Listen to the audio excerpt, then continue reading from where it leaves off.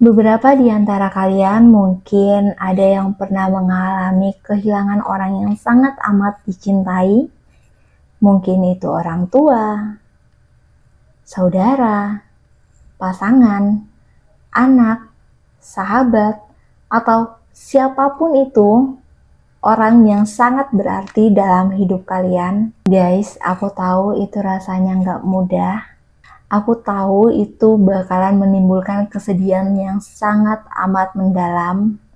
Dan perlu kalian tahu bahwa kalian berhak untuk bersedih.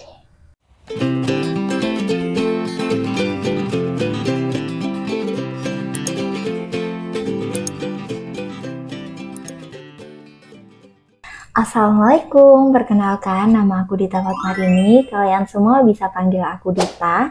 Dan aku senang banget mempelajari hal-hal yang berbau kesehatan mental dan juga isu-isu sosial yang ada di lingkungan kita.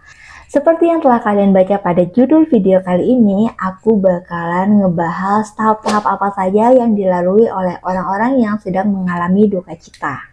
Berduka pada dasarnya merupakan pengalaman personal yang dimana setiap orang memiliki caranya masing-masing untuk melewati masa sulit tersebut. Dimana cara yang dilakukan untuk melewati masa-masa duka itu dipengaruhi oleh beberapa faktor seperti kepribadian dan gaya mereka dalam menyelesaikan masalah, pengalaman hidup, keyakinan, dan seberapa besar mereka merasa kehilangan. Jadi guys, kalian sebenarnya nggak bisa ngejudge orang yang sedang mengalami kehilangan atau sedang dalam kondisi duka namun tampak baik-baik saja. Bisa jadi itu hanya topeng yang ia perlihatkan di depan umum dan sebenarnya nggak ada yang tahu apa yang manusia itu alami selain manusia itu sendiri. Setiap orang memiliki waktu yang berbeda-beda untuk bisa keluar dari masa duka cita ini. Namun, beberapa dari mereka melalui beberapa tahap dalam proses duka cita ini. Yang dalam video kali ini, aku akan ngebaginya ke dalam 5 tahap duka cita. Tahap yang pertama adalah penyangkalan, di mana pada tahap ini banyak orang menjadi syok, tidak percaya bahwa ia telah kehilangan orang yang sangat dicintainya. Bahkan beberapa orang merasa tidak sanggup untuk melanjutkan hidupnya jika telah kehilangan orang yang dicintainya tersebut. Guys, itu adalah tahap yang sangat normal karena kehilangan bukan hal yang sangat mudah untuk dilalui. Jadi, wajar saja kalau misalnya di awal-awal kehilangan kita ngerasa syok, kita ngerasa sangat sedih, kita nggak percaya dengan apa yang terjadi, dan kalian tidak perlu menyangkal hal tersebut. Dan kalian tidak perlu menahan perasaan-perasaan tersebut. Mungkin akan membutuhkan beberapa waktu untuk bisa terlepas dari masa penyangkalan ini, namun setelah berhasil terlepas, kalian akan merasa sedikit lebih lega dari sebelumnya. Tahap yang kedua adalah amarah, di mana pada saat ini seseorang umumnya akan merasa sangat amat marah kenapa hal itu terjadi pada dirinya, kenapa mesti ia yang kehilangan orang-orang terkasih, dan kenapa harus ia yang menjalani proses duka cita ini. Kalian tidak perlu menahan amarah ini, keluarkan saja, it's okay, nggak masalah, itu hal yang normal teman-teman. Justru semakin kalian merasakannya, semakin kalian sadar bahwa ini bukan hal yang perlu dimarahkan, dan amarah tersebut berangsur-angsur akan menghilang dengan sendirinya. Tahap yang ketiga adalah tawar-menawar.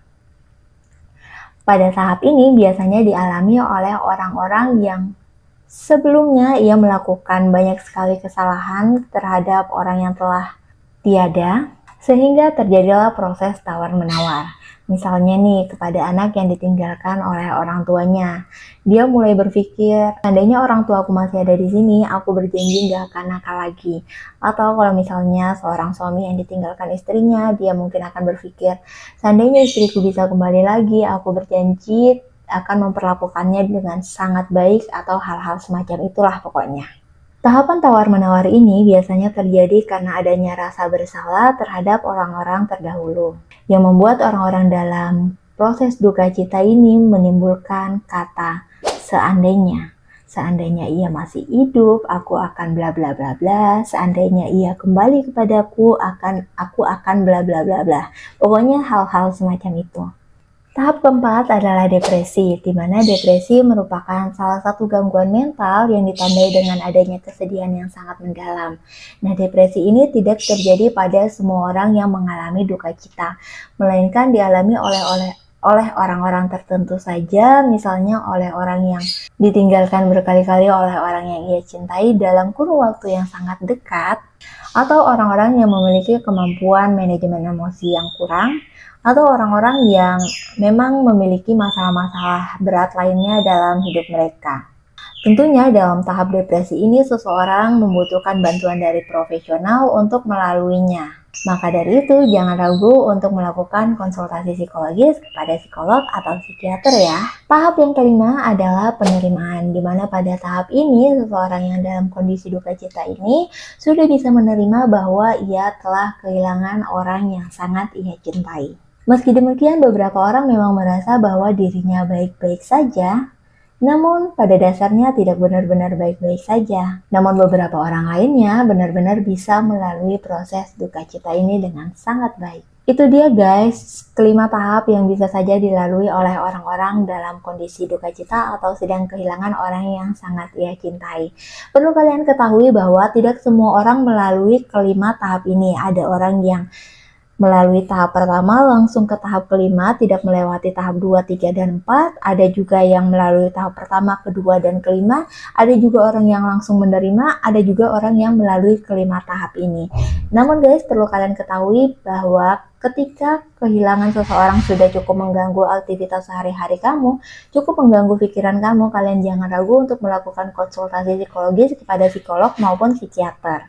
Itu dia penjelasan mengenai tahap-tahap duka cita dari aku. Semoga video ini dapat bermanfaat. Kalau misalnya kalian suka sama video ini, jangan lupa klik tombol like. Kalian juga bisa tulis saran-saran video selanjutnya di kolom komentar. Share video ini kalau menurut kalian video ini cukup bermanfaat. Dan tentunya jangan lupa subscribe untuk mendapatkan notifikasi video aku selanjutnya. Sampai jumpa di video berikutnya. Bye-bye.